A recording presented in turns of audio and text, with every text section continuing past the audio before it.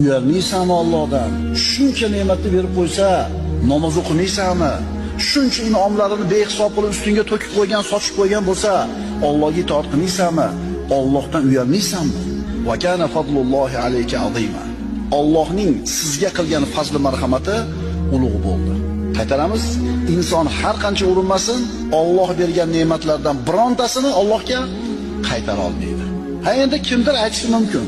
Va Ibrohim allazi vaffa degan Qur'onda Alloh. Vafo qilgan Ibrohim deyapti Alloh. Vafo qilgan ekan u. Birodarlar, vafo qildi deganini biz Allohning bergan ne'matlarini shukrini ado qilib qo'ydi deb tushunmasligimiz kerak. Nima degani Ibrohim vafo qildi degani? Bu degani Alloh Ibrohim alayhisalomni sinadi, yelkasiga taklifotlarni zimmasiga yukladi. Bu ulug' payg'ambar zimmasidagi hamma narsani ado qildi. O'zini itoat qilaman degan ahdiga vafo qildi, buyruqlarni bajardi.